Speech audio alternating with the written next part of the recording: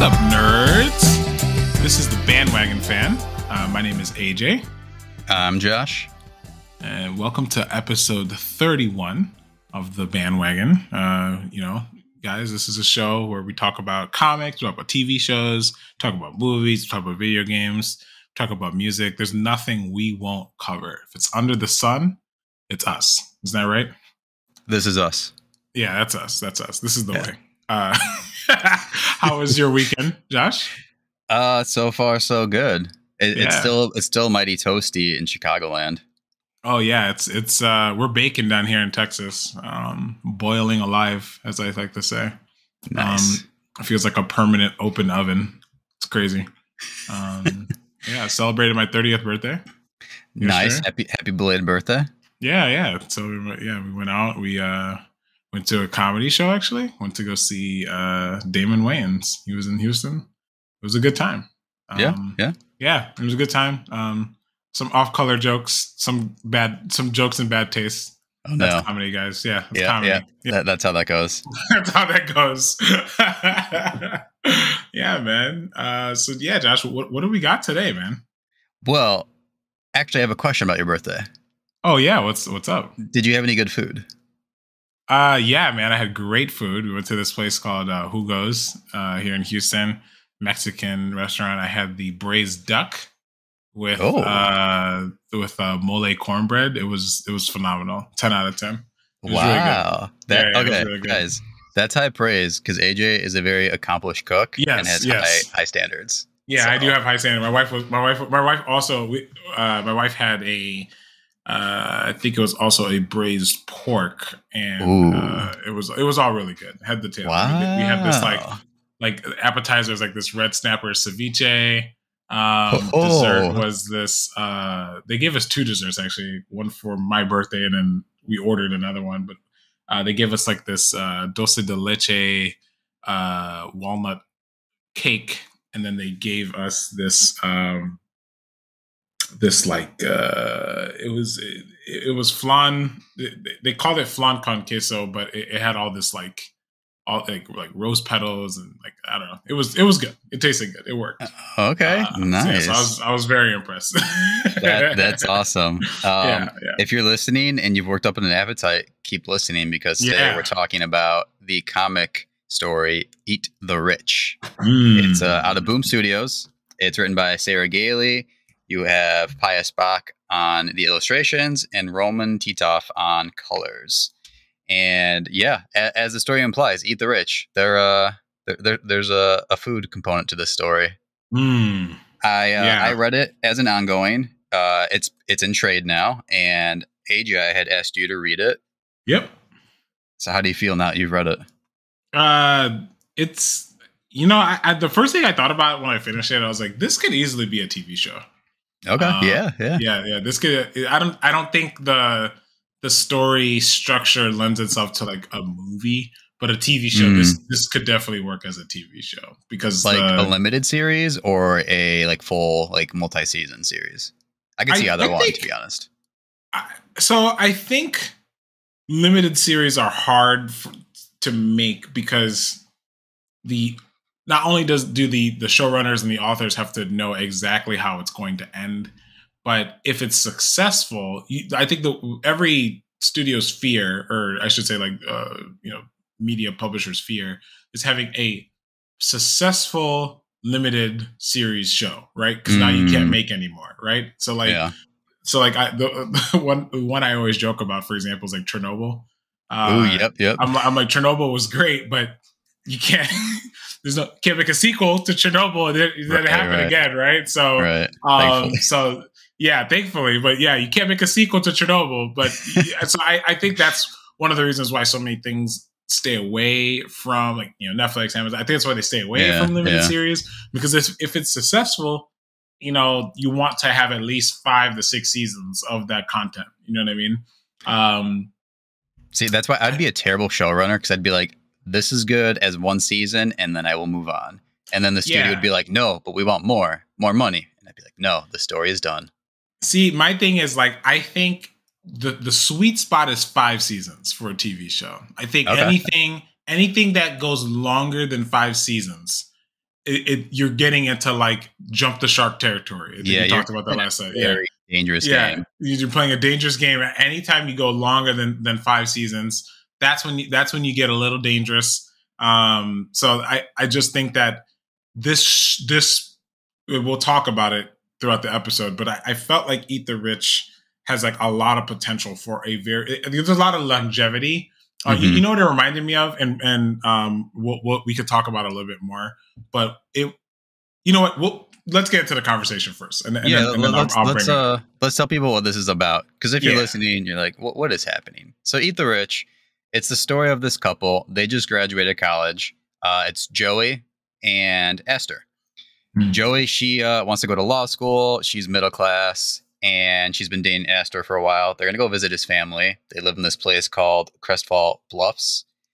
And AJ, you had said Crestfall Bluffs reminded you of something else. Yeah, it reminds me of like these, where the rich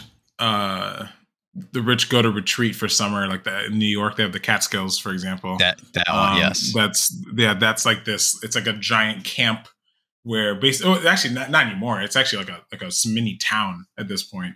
If you live in the Chicagoland area, think of like Geneva, like Lake Geneva, that kind of thing. Where it's like this area where the really rich go to retreat for the summer. That's kind of what this was like, basically. Yeah, and so it's like Esther's family's beach house, more or less. But like he comes from the 1%, the elite. Yes, and not everything, as you might expect, is as it seems. Yeah, and I think that's where it would lend to talk about inspirations and like what this reminds you of. And so a big one would be the biggest two for me would be Get Out and Midsummer. Oh, okay. Why do you say that? Because you have like this nice, seems like fancy and calm and fun, but there's something very sinister underneath. Yeah. And that's what you get here too. There's something going on that is not quite right. And as the story progresses, you start to understand what that is. So for those two, like definitely come to mind for me. Yeah, I mean, I would agree. I think from the Get Out comparison, I think the biggest theme was that in Get Out, you don't know what the motives are of the family. Like it's like this perfect description of like, something's wrong, but you don't know what is wrong.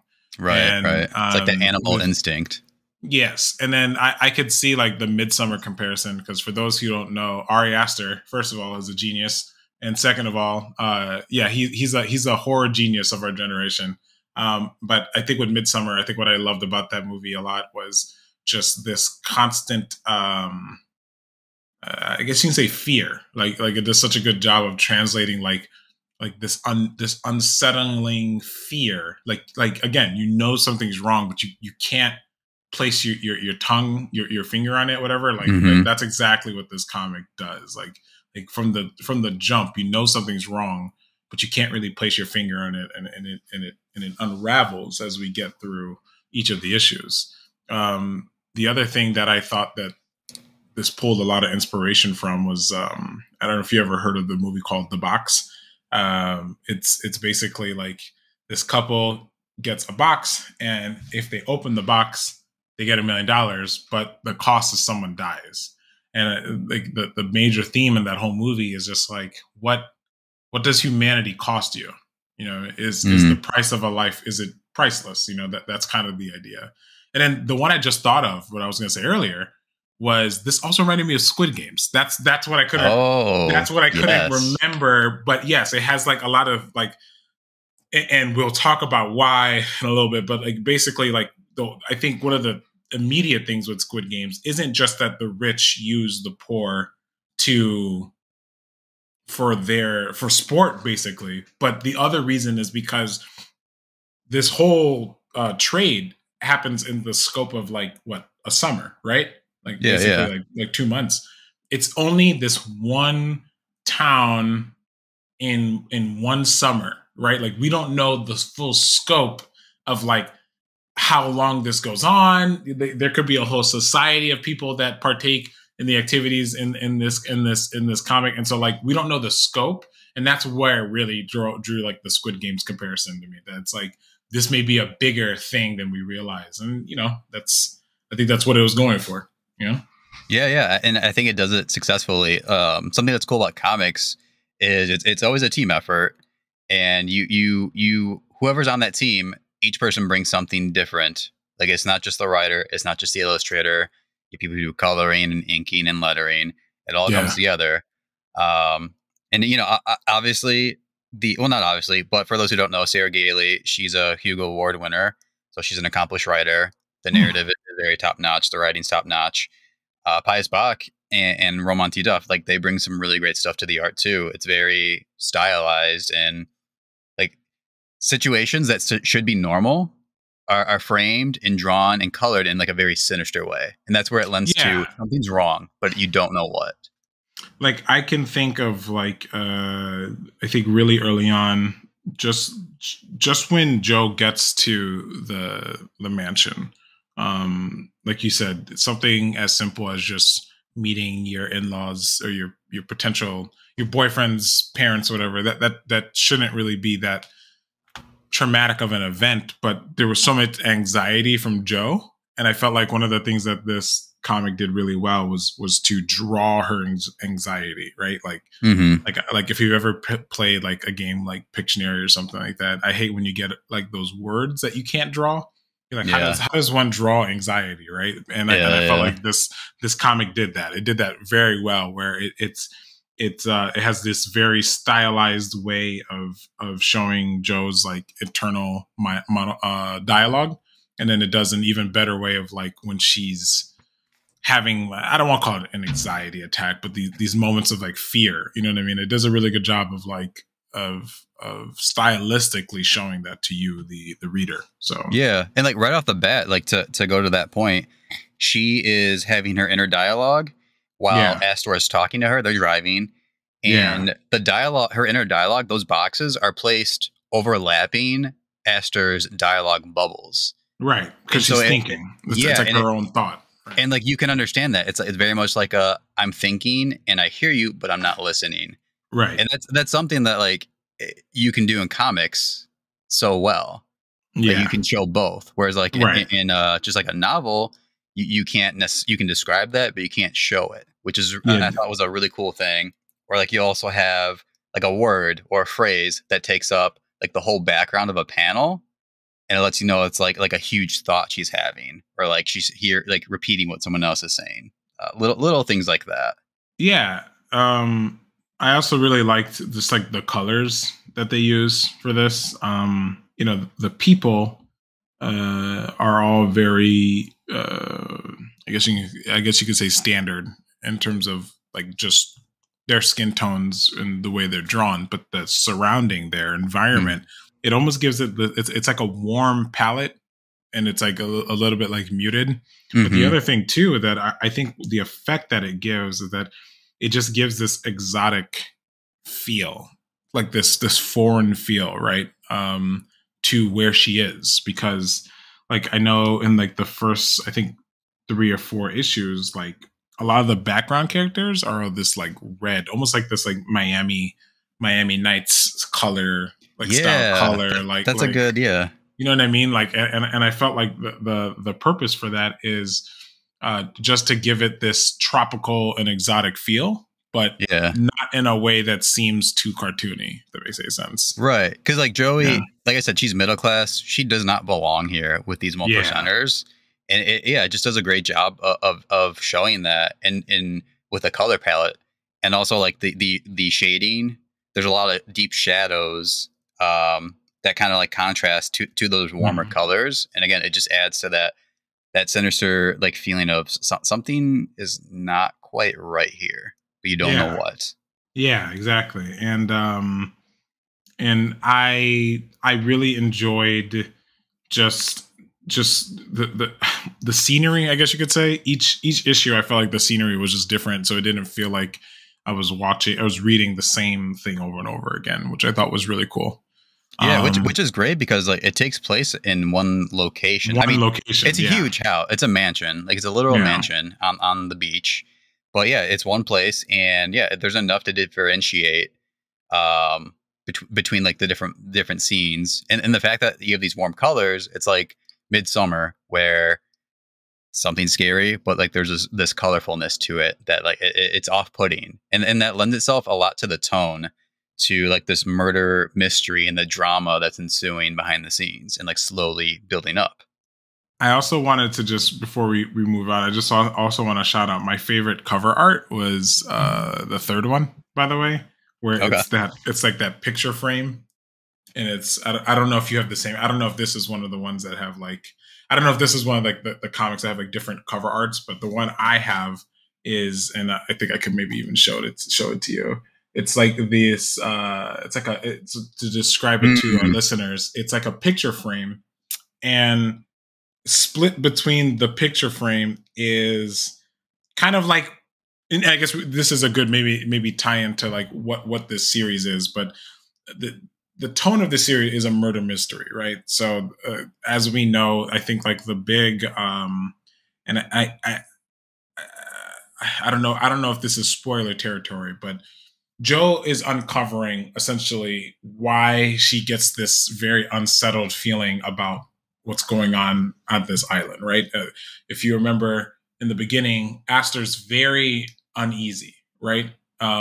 Getting to this place that he hasn't been to in years. As we know, Aster, he's trying to be sober. He's trying to go sober.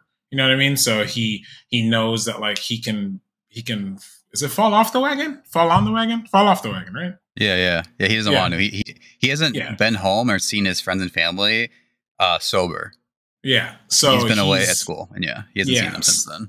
So getting there and uncovering the mystery, Jo starts to see. I would argue that as a result, Jo also sees like Aster kind of unravel as well, right? And I think it's a really cool metaphor for that. And so the reason why I love this issue 3, I don't know if you have this one, Josh, but this issue 3 cover art, I love this one because it's so creepy. And I guess I realize now that this is the mother, right? This is Aster's mother. It's Aster's stepmom. Stepmom, excuse me. Thank you. Her stepmother. Because the rich people, stepmoms and all that stuff. Yes. So I felt like if I had to like show somebody with one photo what this series was about, I felt like this cover art did the best job of that. Okay. Yeah, we'll have to post that one. Yeah, because that's my favorite. But to continue, the tone of this is like a murder mystery and drama. The murder mystery side is essentially, like I explained before, that there is something going on in this island. Or is it island? I think it's an island, right? Or it's hard to say because they do cross a bridge, and then they go through a tunnel, and they're on a beach. Remember, like half of it's on the beach. Yeah, which is also thematic that like they cross this bridge and then go through this dark tunnel to get to this place. So again, cool little storytelling tidbit. I don't know if you said it earlier or in our pre-show, but it gave you like Twilight vibes and Twilight Zone, Twilight Zone, because it's like. You got that tunnel. Now you can't go back, right? You've gone too far, gone to the point of no return. And like as you read, like, is this really happening? It's one of those things. Like there's no. This is so terrible. Like, can it be real? But also, like, it feels so plausible at the same time. Yeah. So there's like the I guess you can say the macro story, the bigger picture story of like what's going on this island, and then you have the micro. The smaller perspective of just Jo's relationship with Aster and how that's altered by meeting one of the I guess you can say servants of these rich families. The servants on this island they're just that, they're in servitude. And you part of what Jo is discovering is the cost of that, the cost of the servitude. And so, Jo spends a lot of, I guess you can say like the first couple of issues, like lamenting of like just this fish out of water feel, right? I think I even joked that like a lot of this reminded me of Alice in Wonderland, because Wonderland was supposed to be, in the name, it's supposed to be this awesome place But then Alice gets there and it's kind of ass, right? It's just like, it's like, what is like, this?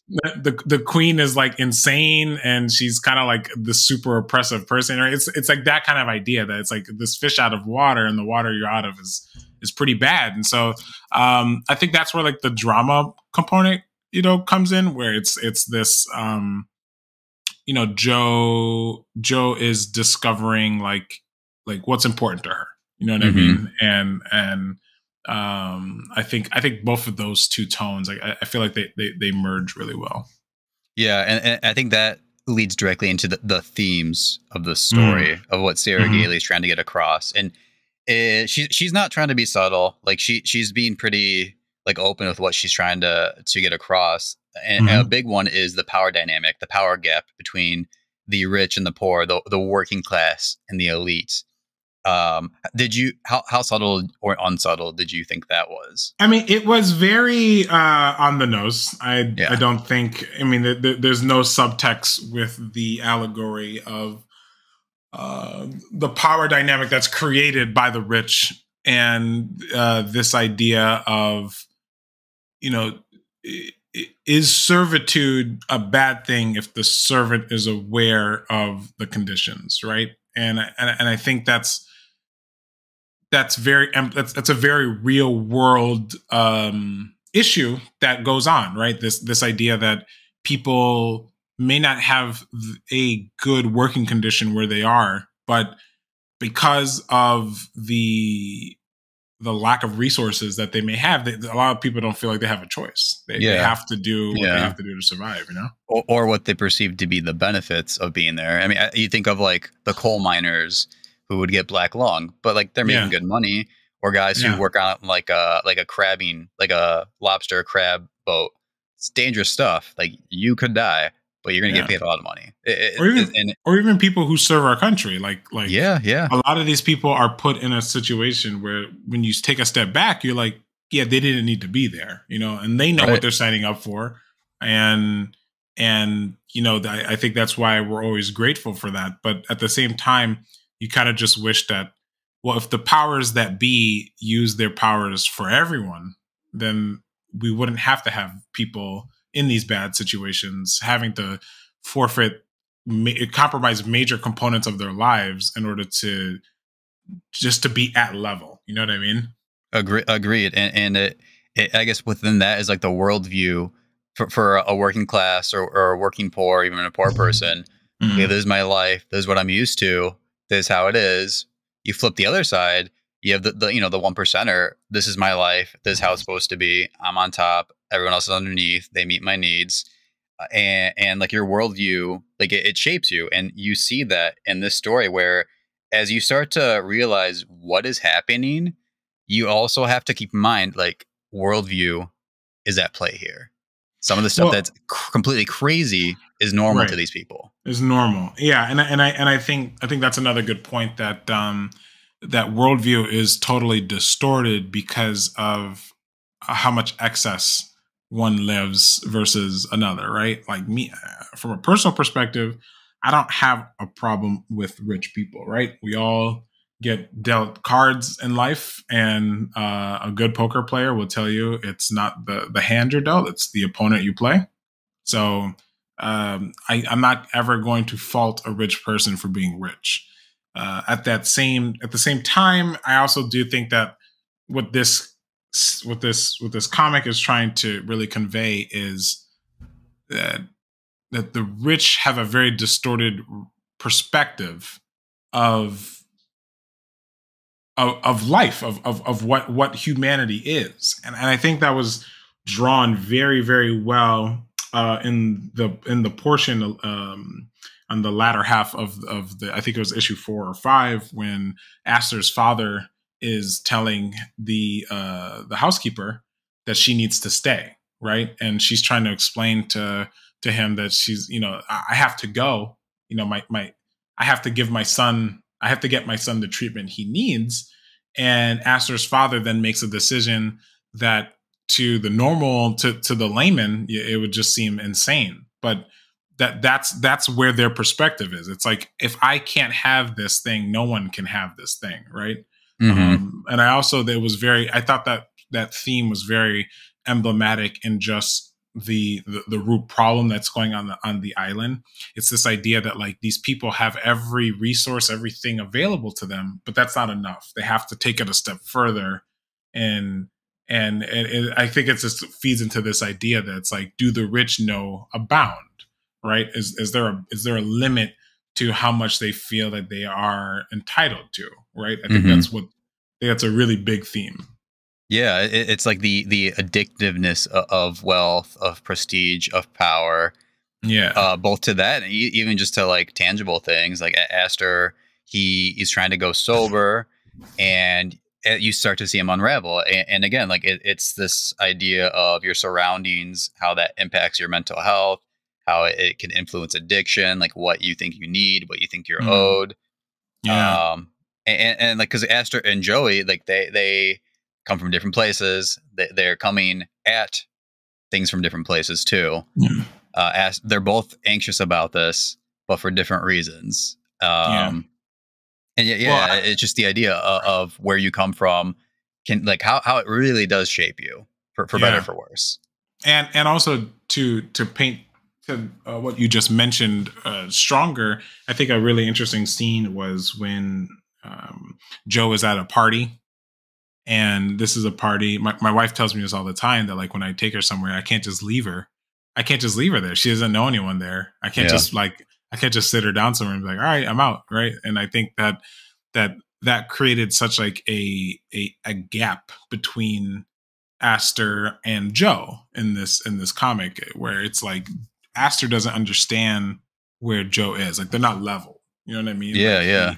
He doesn't understand where she is, and she's trying to like, it gives you the reader this feeling that she's trying to catch up. And she's running up like a hill that's like covered in like oil. You know what I mean? No matter how hard she runs up, she's never going to get that far because she's behind. You know, she's not equipped. You know, and I think that was a very like I mean I think like the best depiction of that was the first party they went to. Right? Everybody's wearing white except for Joe. And Aster didn't tell her that you're supposed to be wearing white. You know what I mean? And he's like, it's fine. But she's like, it's not fine. It's weird. Like, you know? Yeah. And like, it goes beyond that. Like she goes, why didn't you tell me? Like, cause everyone's dressed the same. Like everyone, is like fancy. And he goes, no, like they're just wearing what you wear to a peer party at the start of the season. It's not a big deal. Like, like she's supposed to know that. Like, that's a thing. Okay. Yeah, sure. I guess I didn't realize this. And what's hard is Joe wants to be there. Like she wants to go to law school. She wants to be a lawyer. Like she wants to be in with these people. Yeah. And so that's the other thing that's so hard for her, is that she has this goal of joining the high society. And it feels so impossible. And then it also brings into question, as the story progresses, like, what are you willing to sacrifice of your humanity, of your morals to obtain your goals? And that's like a big thing Joey has to ask herself, and something she needs to grapple with. What am I willing to sacrifice of my humanity, my morals, my beliefs to get to what I want? You're right. How important is that to me? And I think that the other theme that's really delved into here is it kind of ties into that, where it's this question of identity, right? I think from the start, we learned that that's something that Joe grapples with tremendously. She's trying to, I feel like one of the most relatable things in this comic series was that Joe is trying to ladder jump. She's trying to climb a ladder, right? I can't remember who told me this. I can't remember if it was my dad or whatever, but like, the whole idea of ladder jumping is that you're trying to get to a new level, right? But every ladder has an end, so you have to like make that transition from the current one you're on to the other one you're on, and that's not always easy. And I think I think by the end of this, Joe comes to terms with who she is as a person and what she wants. She has that answer by the end of this, and I think that's what is depicted very well between all five issues so far. Yeah, and I think that's an excellent way to to leave it there. That she finds what she's looking for, one way or another. Final thoughts, AJ. Yeah, I enjoyed it. I did like. I think my only complaint was that I felt like we got a very good understanding of Joey's and Aster's relationship, but I didn't necessarily buy how quickly Joe's relationship with is it oh, I can't remember her name now. Is it the nanny? What was the nanny's name? Petal, yeah. I did not really buy how fast the relationship matured. I felt like there were some gaps there that maybe just they didn't have the time to jump into. I think a big detriment to that was that there is a time gap between, I think, issues 3 and 4, I think, or either 3 or 4. It's a little hard to read the timeline here. Yeah, there is a little bit of a time gap. I think it's like a 8-week time gap or something like that. So there is a time gap, and so you're just kind of left to like assume that, you know, their relationship grew through that time period, which fine, but I guess that's my only complaint, really. That I just felt like because that I felt like that's a big part of what happens at the latter half of the series or of this comic run so far. So I felt like that was a big catalyst for what happens, and that was, if I had to lobby a complaint, that would be the only complaint I had to lobby. Other than that, hey guys, nothing's perfect, including myself. So hey, you know, it is what it is, right? Yeah, no, I'm glad you enjoyed it. I love the story. I read it single issue when it was coming out. Boom puts out some really great stories. Most famously, Something is Killing the Children. So I highly recommend people to check this thing out. If what we said at all, our ramblings, piqued your interest, like I said, it's in trade, so you can try to find the single issues or pick it all up in one volume. Give it a read. Let us know what you think. And I give this 10 out of 10, 2 thumbs up. You know, all the goodness, bandwagon hype. You know, I like it. We really need to work on a grading system. We do. I just did like 5 things all at once, all of which I think we've used at some point or another. But we'll figure it out, guys. We will. And with that, that brings us to the end of this episode. So thanks for listening. If you like what you heard, please like, subscribe, follow, share, all that goodness. We're on all the socials, so check us out there.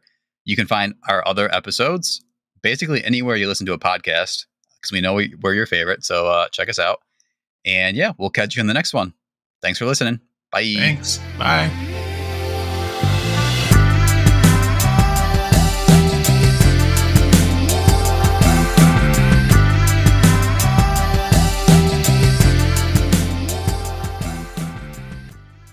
The Bandwagon Fan Podcast is hosted by Josh Jimenez, Alex Malgosa, and me, AJ Soy. Our show is produced by Kate Smith and edited by your boy, AJ. Our social media is managed by Natalia Kokulia, and our theme song, Lush Waves, is provided to us by Taylor Lewin of _audio. Thank you for listening, and we'll see you next time.